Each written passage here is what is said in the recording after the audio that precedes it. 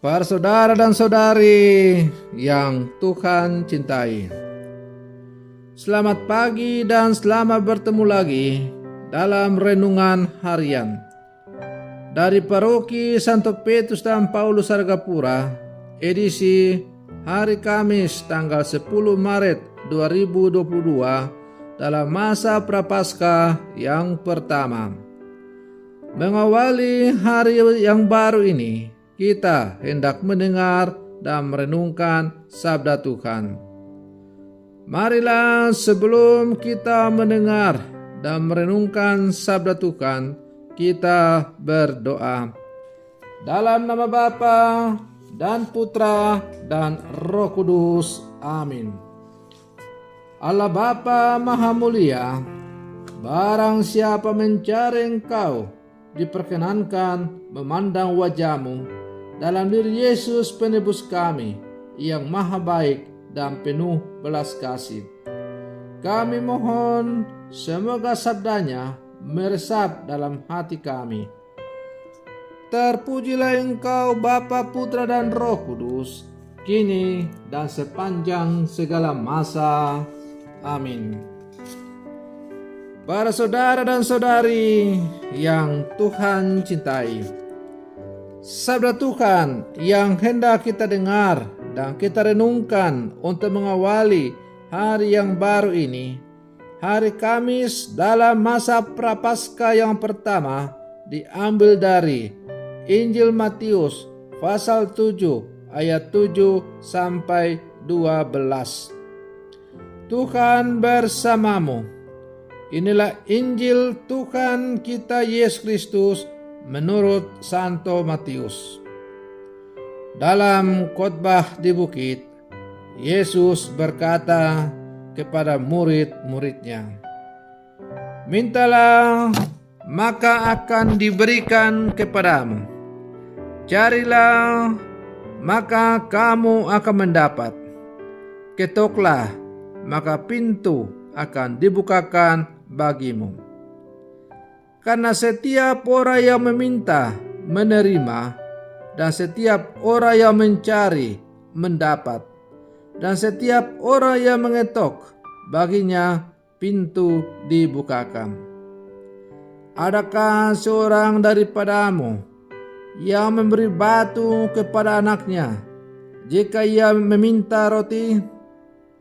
Atau ular jika ia meminta ikan? Jadi jika kamu yang jahat tahu memberi pemberian yang baik kepada anak-anakmu, apalagi Bapamu yang di surga, Ia akan memberikan yang baik kepada mereka yang meminta kepadanya. Segala sesuatu yang kamu kehendaki supaya orang perbuat kepadamu, berbuatlah demikian juga kepada mereka. Itulah isi seluruh hukum Taurat dan kitab para nabi." Demikianlah sabda Tuhan. Para saudara dan saudari yang Tuhan cintai, berdoa dengan benar saja ternyata tidak cukup.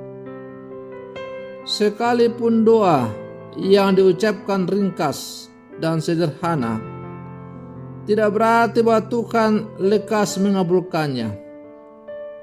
Yesus justru menyingkapkan rahasia lain mengenai hidup doa.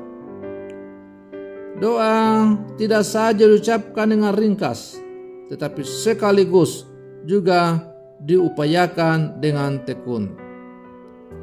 Para saudara dan saudari yang Tuhan cintai, maka melalui bacaan Injil yang baru saja kita dengar tadi, kita bertemu dengan Yesus yang mengajar tentang semangat sebuah doa.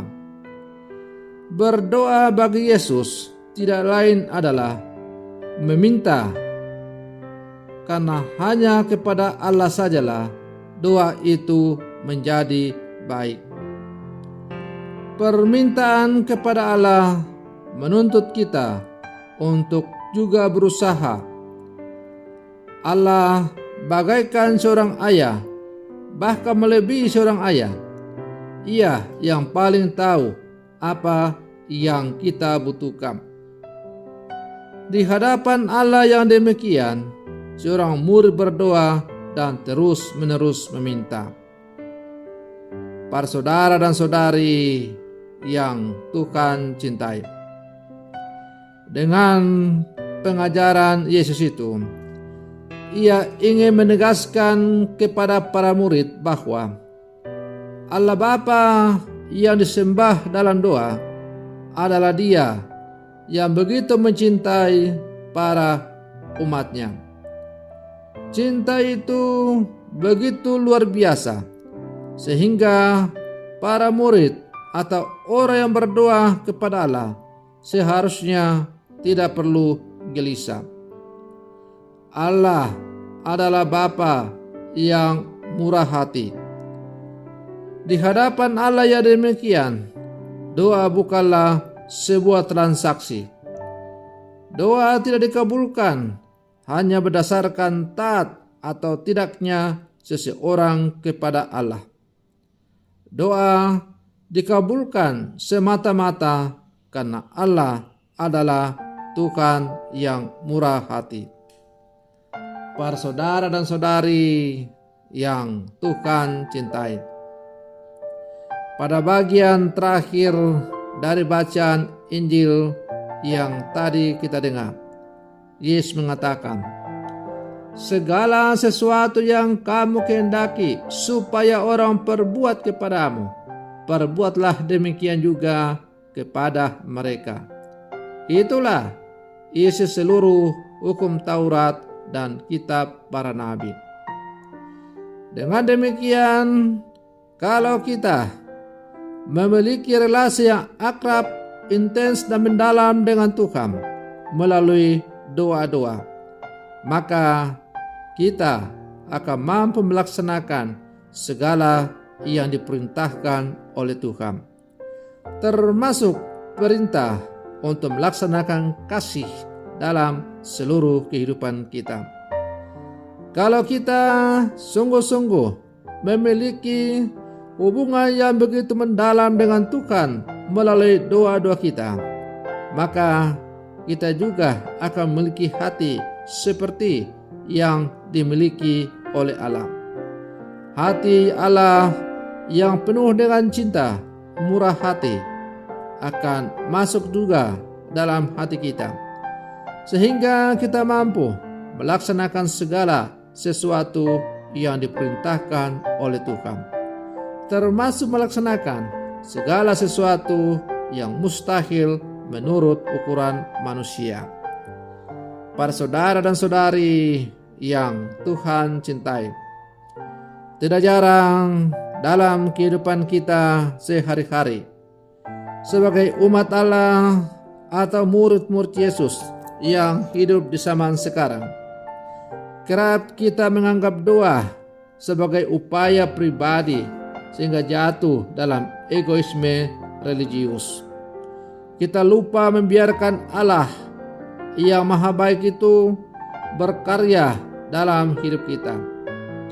Dalam doa, seharusnya kita menyerahkan hidup dan persoalan kita ke hadapan Tuhan dan membiarkan Ia untuk mengatur sesuai kehendak-Nya. Kita justru kerap kali memaksa Tuhan untuk bertindak sesuai dengan keinginan kita.